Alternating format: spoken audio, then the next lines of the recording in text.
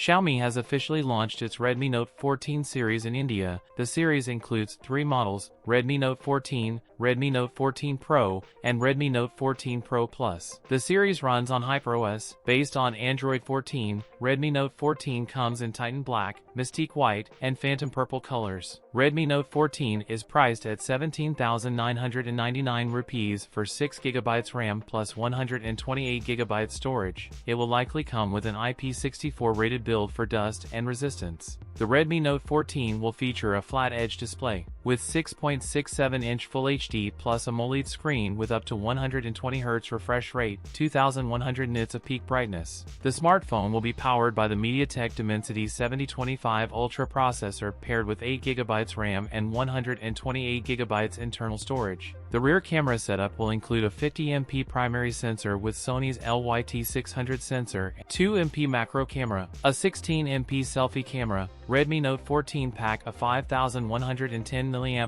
battery with 45W wired fast charging support. That's it for today's video. If you enjoyed it, don't forget to like, comment, and subscribe for more content. Thanks for watching, and I'll see you in the next one.